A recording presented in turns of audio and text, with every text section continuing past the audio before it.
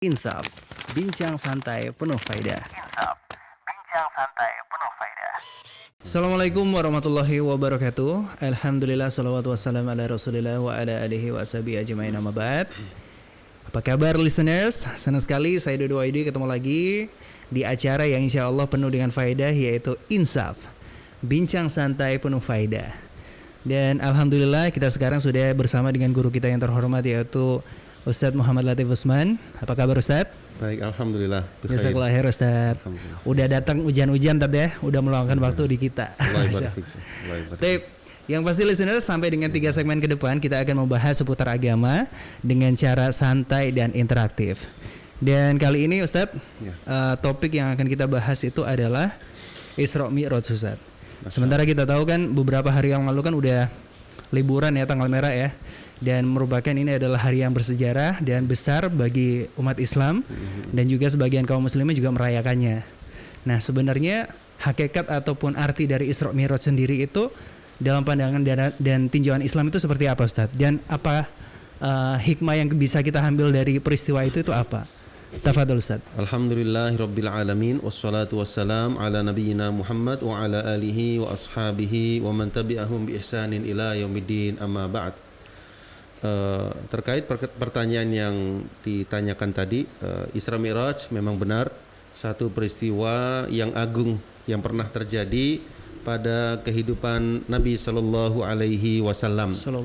Yang kalau kita perhatikan makna Isra dan Mi'raj tersebut, Isra artinya diperjalankannya Nabi Muhammad Sallallahu Alaihi Wasallam pada satu malam dari Masjidil Haram di Makkah Al-Mukarramah menuju ke Masjidil Aqsa di Palestina. Ini namanya Isra. Ya, diperjalankannya beliau dari Masjidil Haram ke Masjidil Aqsa dengan menaiki hewan tunggangan yang disebut dengan buraq. Ya, disifati bahwasanya buraq tersebut berwarna putih ya, dan lebih besar dari keledai, dan di bawah baghl. Besarnya di atas keledai dan di bawah baghl. Baghl itu persilangan antara kuda dengan keledai. Kemudian Nabi Shallallahu Alaihi Wasallam ketika di Masjidil Aqsa di Palestina tersebut, beliau berkesempatan mendapat kehormatan untuk sholat bersama para nabi, ya, para nabi-nabi sebelum beliau. Ya, beliau mengimami para nabi-nabi tersebut, dan setelah itu beliau pun dimi'rajkan. Mi'raj artinya dinaikkannya. Rasulullah Sallallahu Alaihi Wasallam ditemani oleh malaikat Jibril alaihi salam, ya, menuju ke atas langit, ya, dimulai dari langit yang pertama. Disebutkan bahwasanya ketika di atas langit yang pertama beliau bertemu dengan Nabi Adam alaihi salam. Ya, Nabi Adam mengucapkan selamat datang, marhaban kepada Nabi Muhammad sallallahu alaihi wasallam. Lalu naiklah malaikat Jibril bersama beliau menuju ke langit yang kedua. Di sana mereka bertemu dengan Nabi Yahya dan juga Nabi Isa alaihi salam. Di atas langit yang ketiga mereka bertemu dengan Nabi Yunus alaihi salam. Kemudian di langit yang berikutnya, langit yang keempat, bertemu dengan Nabi Idris alaihi salam.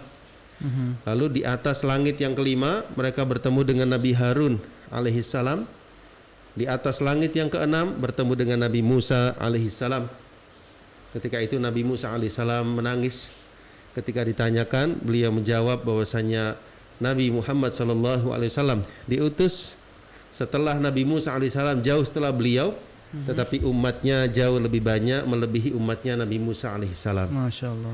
Setelah itu naik lagi ke atas langit ketujuh, yang mana akhdudu antara langit satu dengan langit satunya ini sangat jauh sekali. Disebutkan 500 tahun perjalanan antara satu langit ke langit berikutnya. Di atas langit yang ketujuh mereka bertemu dengan Nabi Ibrahim alaihissalam yang bersandar di Baitul Ma'mur. Kemudian setelah itu Nabi SAW dimi'rajkan ke Sidratul Muntaha, dan di sanalah menerima titah dari Allah Subhanahu wa taala untuk menunaikan ibadah salat, yang ini merupakan ibrah terbesar dari peristiwa Isra dan Al-Mi'raj. Begitu kira-kira gambaran umum dari peristiwa tersebut. yang mana kita bisa dapatkan di awal dari surah Al-Isra. Ayat yang pertama, a'udzubillahi minasyaitonirrajim, bismillahirrahmanirrahim, subhanalladzi asra bi'abdihi lailan minal masjidil harami ilal masjidil aqsa alladzi barakna haulahu linuriyahu min ayatina. Ya, jadi Maha Suci Allah yang telah memperjalankan hambanya di satu malam, ya, di satu malam dari Masjidil Haram menuju Masjidil Aqsa yang kami berkahi di sekitarnya. Untuk apa? Linuriyahu min ayatina, agar kami perlihatkan kepada Nabi sallallahu alaihi wasallam min ayatina, sebagian dari tanda-tanda kebesaran kami. Jadi bisa dibilang tadi yang pas satu udah nyampe di langit ketujuh, terus udah gitu di Sidratul Muntaha, akhirnya ngapain Ustaz? Jadi ya, hikmah yang kita bisa ambil dari peristiwa itu apa Ustaz? Ya, dari Baitul Ma'mur menuju ke Sidratul Muntaha. Ya, Baitul Ma'mur sendiri adalah tempat ibadahnya penduduk langit ketujuh, masjidnya penduduk langit yang ketujuh, yang mana sejajar secara vertikal dengan Ka'bah yang ada di muka bumi. Dan disebutkan bahwasanya para malaikat masuk ke Baitul Ma'mur sebagaimana halnya kita kaum muslimin memasuki Masjidil Haram yang di situ ada Ka'bah. Nah, di atas langit yang ketujuh ada Baitul Ma'mur yang dimasuki oleh para malaikat. Ya, karena di sana yang tinggal malaikat. Kita tinggalnya di bumi, kita memasuki Masjidil Haram.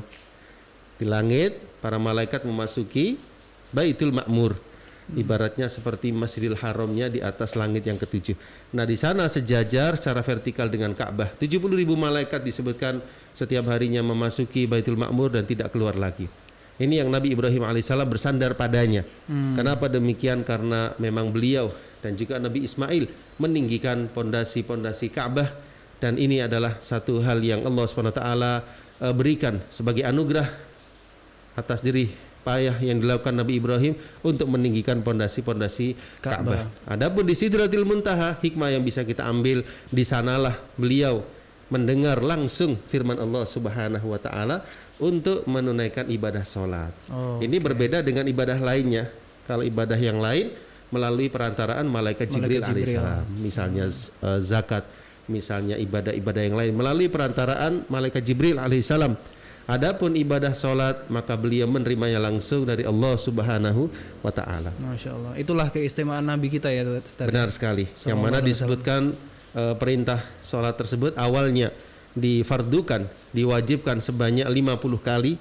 Banyak ya. Kemudian dalam riwayat hadis Isra Mi'raj disampaikan beliau turun, kemudian di langit yang ke-6, ini baliknya ya, bertemu dengan Nabi Musa alaihissalam dan bertanya. Kemudian Nabi SAW menjelaskan diwajibkannya 50 kali salat tersebut. Maka Nabi Musa alaihissalam menjelaskan bahwasanya umatmu tidak akan mampu. Coba minta keringanan kepada Allah Subhanahu wa taala. Balik lagi Nabi SAW ke Sidratul Muntaha.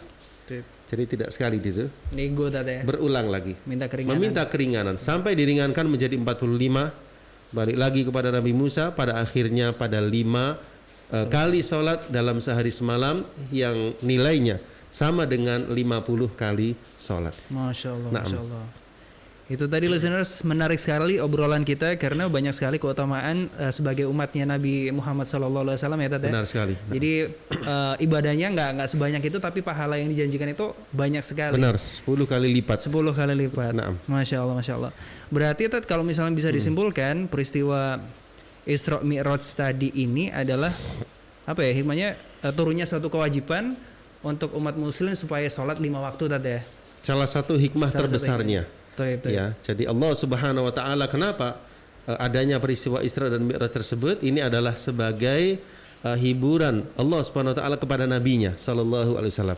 Kita tahu beberapa waktu sebelum terjadinya Isra dan Mi'raj, Nabi sallallahu alaihi wasallam mendapatkan ujian, mendapat cobaan, yaitu dengan wafatnya orang-orang yang beliau cintai, di antaranya Abu Thalib yang wafat di tahun ke-10 kenabian. Jadi waktu itu belum ada hijrah ke Madinah, sehingga istilahnya kenabian. Artinya di tahun ke-10 kenabian, berarti Nabi sallallahu alaihi wasallam ketika di usia 50 tahun, Abu Thalib wafat. 2 bulan setelahnya, di tahun yang sama, Khadijah wafat. Oke. Nah, setelah wafatnya Khadijah, beliau tentu mengalami kehilangan dua orang yang sangat-sangat membela dakwah Nabi Shallallahu Alaihi Wasallam. Nah, setelah itulah Allah Subhanahu Wa Taala menjadikan peristiwa Isra dan Mi'raj sebagai hiburan bagi nabinya Shallallahu Alaihi Wasallam. Adapun masalah waktunya di sini para ulama berbeda pendapat, tapi yang jelas peristiwanya terjadinya di akhir tahun keberadaan Nabi Sallallahu Alaihi Wasallam di Mekah setelah wafatnya Abu Thalib dan Khadijah sebelum hijrahnya beliau ke Madinah Al-Munawwarah. Nah, berarti kalau hari yang dirayakan sebagian kaum muslimin di Indonesia itu masih menjadi perdebatan tadi ya, khilaf antara para ulama tentang kapannya gitu kan? Ya. Ini salah satu pendapat ya. Ada yang mengatakan pendapat tersebut terjadinya di tanggal 27 Rajab. Karena memang Abu Thalib wafatnya di bulan Rajab. Salah satu pendapat 27 Rajab. Ada lagi pendapat yang lain ya, disebutkan di antaranya dalam kitab Rahiqul Makhtum. Ada 6 pendapat ya, kurang lebih tentang tahdid atau kepastian tanggal maupun bulannya. Tetapi beliau Syekh Safiyur Rahman Al-Mubarakfuri berkesimpulan tidak bisa memastikan kapannya, namun yang jelas di akhir-akhir tahun keberadaan Nabi Sallallahu Alaihi Wasallam di Makkah Al-Mukarramah, karena memang tidak ada keterangan khusus. Kalau kita lihat dalam Al-Quran lafadznya lailan, di satu malam. Oh, cuman gitu doang tadi ya? Nah, di hadis-hadis juga tidak ada keterangan. Kalau seandainya ada keterangan tentu tidak ada khilaf di kalangan para ulama. Ini barangkali hanya pendekatan ya, 6 pendapat tersebut kapan terjadinya Isra dan Mi'raj tadi. Nah, menarik sekali listeners. Yang pasti kita insyaallah akan sambung di segmen berikutnya untuk pembahasan lebih detail tentang masalah Isra Mi'raj. Dan sekali lagi kita ngingetin untuk selalu subscribe channel dari Malang Mengaji YouTube-nya, terus udah gitu follow akun sosial media Instagram, Facebook ataupun radiomalangmengaji.com, karena insya Allah tayangan ini akan tayang di beberapa platform itu tadi. Tetap di Insaf, bincang santai penuh faedah. Insaf, bincang santai penuh faedah. Insaf, bincang santai penuh faedah. Need Snack itu adalah salah satu nama akun di sosial media. Dan yang pasti yang dijual Need Snack itu nggak cuma satu varian, banyak varian sekali. Seperti keripik usus ini, ada juga keripik Palembang dan juga Citato. Nah, supaya listeners tahu nih, Citato ini bukan kaleng-kaleng ya, beneran Citato, tapi dijual dengan komposisi ataupun ukuran yang gede. Jadi ini adalah produk ori, baik Citato dan juga cikinya juga ori semua. Nah, pengen tahu apa aja yang dijual oleh Need Snack, langsung aja kepoin IG-nya, yaitu Need Snack. Need Snack, camilan ori nggak bikin kantong ngeri. Insaf, bincang santai penuh faedah. Insaf, bincang santai penuh faedah. Balik lagi di Insaf, bincang santai penuh faedah, masih bersama Dodo Wahyudi dan juga guru kita terhormat yaitu Ustadz Muhammad Latif Usman. Sekarang kita masuk di segmen kedua yang akan membahas lebih jauh tentang masalah Isra Mi'raj tadi. Ustadz, ini kan satu momen besar bagi umat Islam yang selalu dirayakan tiap tahunnya. Yeah. Sementara mereka merayakan, tapi di sisi lain mereka tidak meyakini bahwa Allah itu berada di atas. Nah, untuk menanggapi satu pendapat yang seperti itu gimana, Tat? Merayakan tapi tidak mengakui itu, Tat. Sebenarnya hakikatnya Allah itu benar-benar di atas atau cuman sekedar anggapan menguasai atau apa gitu, Tat? Ya. Mohon penjelasannya, Tat. Ya, bismillahirrahmanirrahim. Jadi kalau kita melihat kepada ayat-ayat Al-Qur'anul Karim, hadis-hadis Nabi sallallahu alaihi wasallam, maka kita akan dapatkan penjelasan bahwasanya Allah Subhanahu wa taala berada di atas arsy-Nya. Ini bisa kita lihat dalam sekitar 6 ayat dalam Al-Qur'an. Di antaranya Allah Subhanahu wa taala berfirman, a'udzubillahi minasyaitonirrajim, Ar-Rahmanu 'alal 'arsy istawa. Ar-Rahman yang Maha Pengasih beristiwa di atas arsy-Nya. Artinya di atas langit yang ketujuh, di atas Baitul Ma'mur, di atas Sidratul Muntaha, di sana ada makhluk, ya, ada kursi Allah Subhanahu wa taala, ada makhluk yang paling besar, yaitu dinamakan arsy. Arsy-Nya Allah, singgasananya Allah Subhanahu wa taala, yang tentu ini tidak bisa kita nalar secara fikiran, namun kita meyakini karena ini sifatnya gaib. Hal-hal yang sifatnya imaniyah, maka di sini kita mengimani sebatas apa yang datang dari Quran maupun hadis Nabi sallallahu alaihi wasallam. Nah, dalam ayat dijelaskan Ar-Rahman 'alal arsyistawa. Allah beristiwa di atas arsy-Nya. Nah, bagaimana istiwanya? Tentu di sini kita tidak menanyakan bagaimananya, tetapi kita mengimani sebagaimana ayat tersebut. Imam Malik rahimahullahu taala mengatakan ketika ditanya tentang istiwa, maka beliau mengatakan yang maknanya al-istiwa'u ma'lum. Istiwa itu sesuatu yang telah diketahui. Iman kepadanya satu hal yang wajib. Bertanya bagaimananya satu hal yang bid'ah.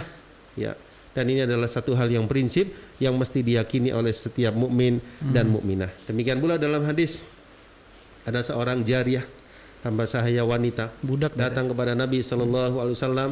Beliau menanyakan satu perkara, yaitu ainallah, di mana Allah? Maka wanita itu menjawab, fis sama, di atas langit. Maka beliau bertanya lagi, siapa aku? Maka wanita itu menjawab, engkau adalah Rasulullah sallallahu alaihi wasallam. Maka beliau pun bersabda, a'tiqha fa innaha mu'minah. Ya, bebaskanlah wanita ini. Kan hamba sahaya itu afdalnya dibebaskan. Bebaskanlah hamba sahaya ini fa innaha mu'minah, karena sesungguhnya dia seorang yang beriman. Di sini kita perhatikan Nabi sallallahu alaihi wasallam menyetujui jawaban wanita tersebut bahwasanya Allah Subhanahu wa taala fis sama, di atas langit. Dan ini menunjukkan Allah itu memiliki sifat yang maha tinggi. Allah Al-Ali, maha tinggi dalam ketinggiannya. Namun Allah maha dekat dengan ilmunya. Allah maha mengetahui keberadaan makhluknya. Ya, jadi kita bicara ini Allah maha mendengarnya. Kita berbisik di dalam sebuah kamar tersembunyi, manusia tidak dengar, Allah maha mendengarnya. Allah maha mengetahui perbuatan seorang hamba dan melihat segala apa yang terjadi. Ini adalah menunjukkan ilmunya Allah maha dekat. Tetapi zat Allah maha tinggi. Karena itu dulu dalam sujud ucapan kita adalah subhana rabbiyal a'la. Maha suci Tuhanku yang maha tinggi. Dan disitulah barangkali rahasia sholat ya, diantaranya meletakkan bagian yang paling mulia, yaitu wajah kita, di bagian yang paling hina, di dasar, di atas bumi, menundukkan, menghinakan diri kita. Karena apa? Karena Allah itu maha tinggi. Kita bersujud dengan 7 anggota tubuh, di antaranya dahi dan hidung kita, kedua tangan kita, kedua lutut, kedua jari jemari, sujud kepada Allah tabaraka wa ta'ala. Ketika kita berdoa, kita menengadahkan kedua tangan kita, itu semua merupakan isyarat sebagai penguat dari Al-Quran maupun ayat hadis Nabi sallallahu alaihi wasallam bahwasanya Allah maha tinggi. Dan ini satu hal yang menjadi keyakinan pada diri seorang mukmin maupun mukminah. Nah, itu ya Ustaz, Masya Allah. Berarti secara itu adalah satu prinsip yang mesti kita yakini tadi ya. Benar karena sekali. akal kita nggak akan nyampe kalau harus membayangkan, melogikakan apa yang istiwanya Allah itu seperti apa. Karena akal kita terbatas tadi ya. Ya, ini tidak hanya masalah ini saja, seluruh hal yang berkaitan dengan perkara yang gaib. Betul. Maka di sini yang berperan adalah iman. Saya beri contoh misalnya tentang adanya siksa kubur, nikmat kubur. Ini kita meyakini adanya siksa kubur, nikmat kubur, tetapi tidak bisa kita nalar secara pikiran, tidak bisa kita buktikan dengan kasat mata kita. Tetapi kita imani karena memang ada keterangannya dalam hadis Nabi sallallahu alaihi wasallam. Di antara rukun iman yang 6, iman kepada para malaikat. Kita tidak bisa melihat, kita tidak bisa menganalogikan, tetapi kita meyakini keberadaannya. Jadi yang menyelamatkan seorang hamba di dalam akidahnya adalah mencukupkan kepada apa yang telah dijelaskan oleh Allah dan Rasul-Nya dalam Quran maupun dalam hadis Nabi sallallahu alaihi wasallam, dengan mendengarkan atau berpegang kepada penjelasan ya para ulama dalam hal ini, berpegang kepada apa yang telah dipegangi oleh para sahabat dan salafus soleh ya ridwanullah alaihim jami'an. Nah, itu Ustaz. Masya Allah, Masya Allah. Banyak sekali ilmu yang kita dapat untuk episode kali ini listeners. Terus Ustadz, kalau misalnya konsekuensi dari bisa dibilang sebagian dari kaum muslimin itu mengimani sebagian hal yang gaib, seperti yang tadi antum menceritakan bahwa malaikat itu ada, yang ngawasi kita ada gitu loh, yang nulis amal segala macamnya, mereka ngimani. Tapi di satu sisi yang lain tentang zat Allah itu tadi, mereka menafsirkan dengan hal yang berbeda. Itu konsekuensinya apa Ustadz? Ya. Tentu dalam hal ini ada hal-hal yang perlu dilengkapi ya. Dari keimanan tersebut sudah Masya Allah mengimani adanya malaikat, adanya surga, adanya neraka. Siksa Tetapi di kubur. dalam beberapa hal, di antaranya tentang asma dan sifat, maka di sini perlu untuk melihat, mendalami bagaimana ahlu sunnah wal jamaah berpandangan, berpegang, berakidah tentang hal ini, agar kita akidah kita seluruhnya berdasarkan Al-Quran dan Sunnah Nabi Sallallahu Alaihi Wasallam dan bukan pada sebagiannya. Ya, karena itu para ulama menjelaskan ya tentang hal ini dalam kitab mereka, dalam kitab Asma wa Sifat. Mereka menjelaskan tentang nama-nama dan sifat-sifat Allah Subhanahu wa taala. Bagaimana istiwanya Allah Subhanahu wa taala itu mesti kita mencukupkan kepada ayat-ayat Al-Qur'an dan kita tidak mentakwilnya. Tidak pula kita menghilangkan maknanya. Ya, tidak pula kita menafsirkannya dengan hal lain, tetapi kita mencukupkan pada apa yang disampaikan oleh Allah Azza wa Jalla, karena Dialah yang Maha tahu. Bagaimana juga nabinya Muhammad sallallahu alaihi wasallam. Dan para sahabat juga tidak bertanya kepada Nabi sallallahu alaihi wasallam bagaimana istiwanya beliau. Ya, sehingga hal yang paling selamat di dalam hal ini dan juga hal-hal lainnya adalah pertama, berpegang kepada keterangan di dalam ayat maupun hadis Nabi sallallahu alaihi wasallam, dan yang kedua memahami ayat-ayat tersebut maupun hadis-hadis Nabi sallallahu alaihi wasallam sebagaimana yang difahami oleh para sahabat, para ulama dan para salafus soleh.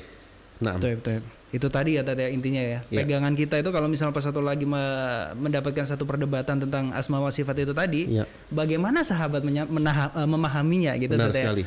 Karena bagaimanapun kalau misalnya kita tidak mencontoh mereka, sementara mereka adalah kaum yang dijamin masuk surga itu tadi. Generasi yang dipilih oleh Allah SWT sebagai sahabat nabinya. Bersama beliau dalam suka dan duka. Generasi terbaik, khairul qurun. Ya, jadi dari umat ini yang paling baik generasi sahabat, kemudian tabi'in, kemudian tabi'ut tabi'in. Nah, dan mereka tidak menanyakan hal ini. Ya, kita mencukupkan kepada mengimaninya tanpa menghilangkan maknanya. Jadi bukan berarti tanpa makna, tetapi mengimani bahwasanya Allah beristiwa di atas arsy-Nya. Allah Subhanahu wa taala turun ke langit dunia sepertiga malam yang akhir. Ini keterangan. Bagaimana turunnya? Nggak usah perlu kayak gitu. Tidak bisa dianalogikan. Tidak bisa juga kita tolak karena ini hadis. Iya. Jadi tidak bisa dimasukkan ke akal fikirannya. Tapi kita mengimani sebagaimana adanya. Tidak bisa juga ditafsirkan yang turun itu rahmat, karena dalam hadis tersebut jelas sabda Nabi sallallahu alaihi wasallam, yanzilu rabbuna tabaraka wa taala. Ya, ini panjang lebar pembahasannya dalam asma wa sifat, tapi garis besarnya seperti itu, mencukupkan keterangan di dalam ayat maupun hadis Nabi sallallahu alaihi wasallam, tidak menolaknya, tidak mentakwilnya, tidak pula menyerupakannya. Ya, dalam istilah ulama itu tidak taktil, tidak pula tasbih atau menyerupakan dengan makhluk, tidak pula menafsirkannya dengan makna yang lainnya. Nah, menarik sekali listeners. Yang kita bahas itu benar-benar insya Allah akan komplit ya. Dan yang pasti tetap stay tune karena kita akan kembali lagi di segmen berikutnya. Tetap di Insaf, bincang santai penuh faedah. Insaf, bincang santai penuh faedah. Insaf, bincang santai penuh faedah. مثل الذين ينفقون أموالهم في سبيل الله كمثل حبة أنبتت سبع سنابل في كل سنبلة 100 حبة والله يضاعف لمن يشاء والله واسع عليم.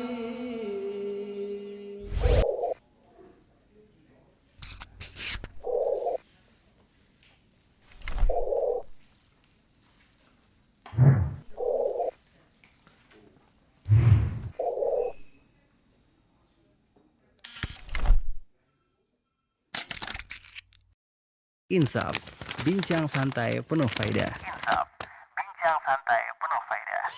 Alhamdulillah kita masih bersama dengan Ustadz Muhammad Latif Usman, tetap di acara Insaf, bincang santai penuh faedah bersama Dodo Wahyudi.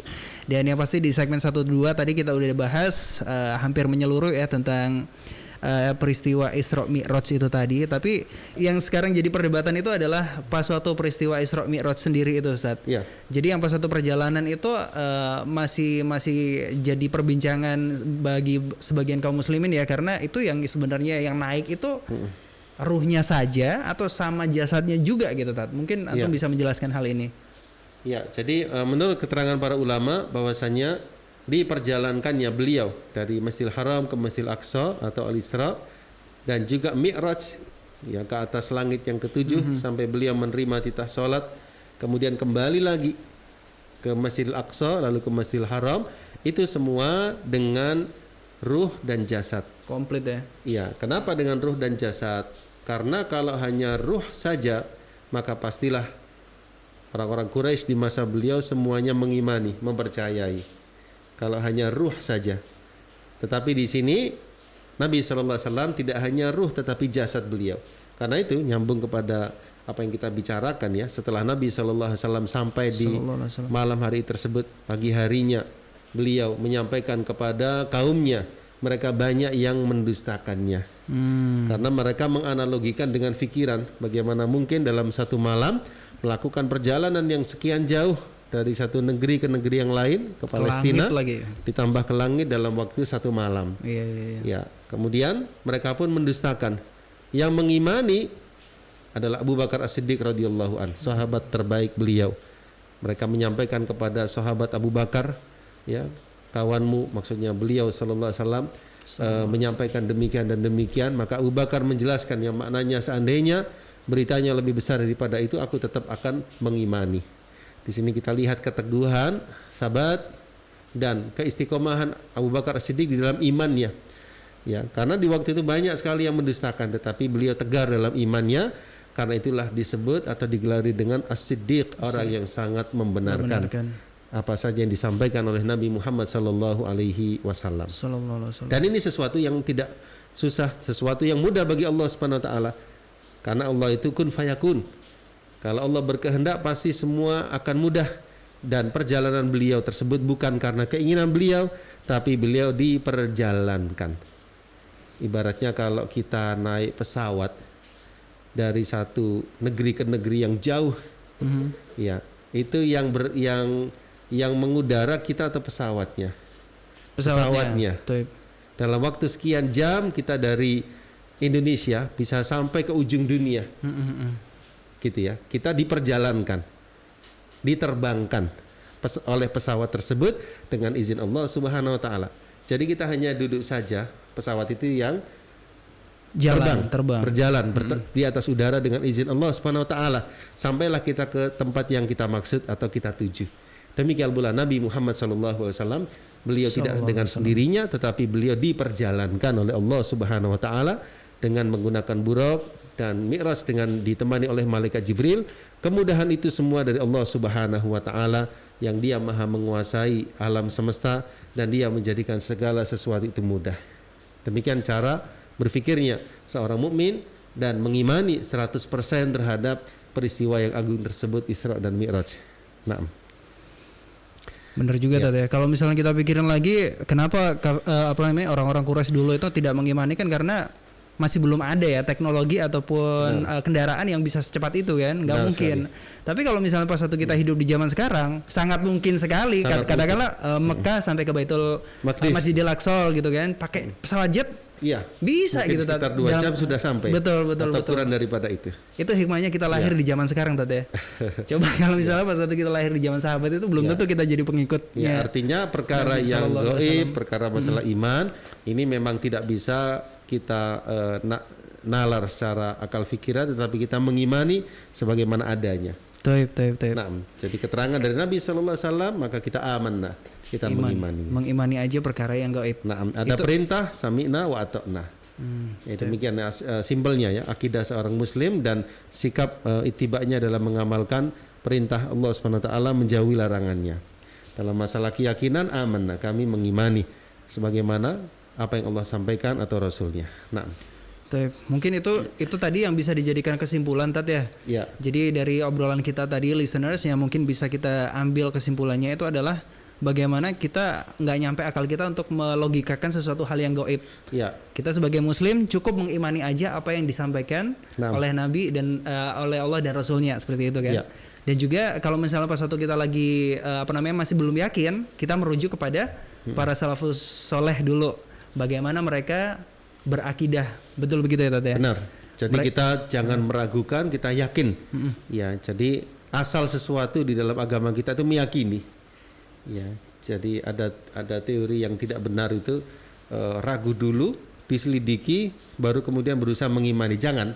Yang benar itu mengimani. Mengimani dulu. Karena ragu di dalam hal akidah ini bisa menjerumuskan kepada kekufuran. Bahaya Tat ya? Ya, kan ada teori seperti itu ya. Jadi jangan mudah percaya. Periksa dulu kemudian ini tidak benar dalam hal akidah. Dalam hal akidah keimanan, maka seorang mukmin langsung percaya. Bahkan semakin langsung percaya, tidak ada keraguan sedikit pun, disitulah puncak keimanan hamba tersebut. Masya Allah. Sama sekali tidak ada keraguan. Karena apa? Karena yang menyampaikan Allah Subhanahu Wa Taala yang maha benar.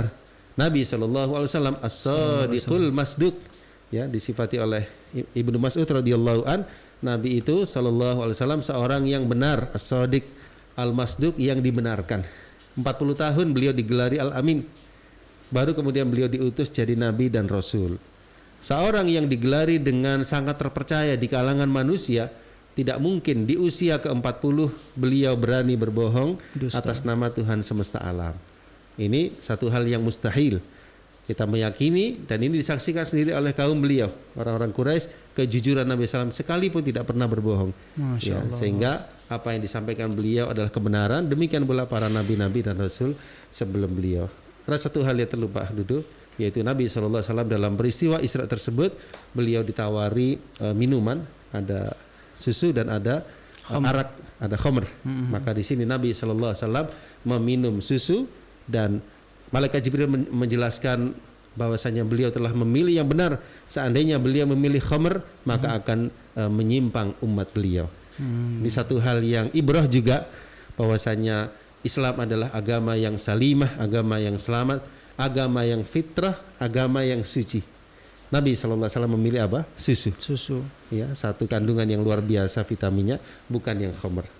Termasuk di antara ibrahnya adalah ini adalah peristiwa besar sebagai mukjizat kepada Nabi sallallahu alaihi wasallam setelah beliau mengalami mihan atau ujian-ujian tersebut, di antaranya apa tadi? Wafatnya Abu Thalib, Khadijah, dan juga beliau dimusuhi ketika berdakwah di Taif. Ya, jadi setelah wafatnya kedua beliau, Abu Thalib dan Khadijah, Nabi SAW berdakwah di Taif, tetapi mereka tidak menerima dakwah Nabi sallallahu alaihi wasallam. Ini serangkaian ujian yang Allah hibur beliau dengan Isra dan Mi'raj. Nah, ini keterangan lebih lanjut bisa dilihat ya ibrah-ibrahnya dalam kitab Safwatus Sirah An-Nabawiyah. Ini karya Profesor Dr. Mahdi Rizqullah Ahmad. Nah, mungkin kita akan bahas nanti di kesempatan yang lain Tat ya. Insyaallah. Insyaallah Tat ya. Nah, Allah ibarik. Karena stable ini nggak mungkin kita bahas di episode ini aja. Saya ambil beberapa hal dari yang beliau. Berarti antum jangan bosan-bosannya mampir ke Insaf Tat ya. Insyaallah. Allah ibarik. Tapi listeners, yang pasti itu tadi ibro dan juga ilmu yang kita dengarkan bersama-sama bareng sama guru kita yang terhormat, yaitu Ustadz Muhammad Latif Usman. Dan insyaallah kita akan bertemu lagi di episode selanjutnya. Ini merupakan segmen terakhir ya. Jadi kita juga terbatas dengan yang namanya waktu, dan insya Allah kita akan ketemu lagi Tat ya di episode yang lain. Yang pasti subhanakallahumma wa bihamdika asyhadu an la ilaha illa anta astaghfiruka wa atubu ilaik. Assalamualaikum warahmatullahi wabarakatuh. Waalaikumsalam warahmatullahi wabarakatuh. Bincang santai penuh faedah. Bincang santai.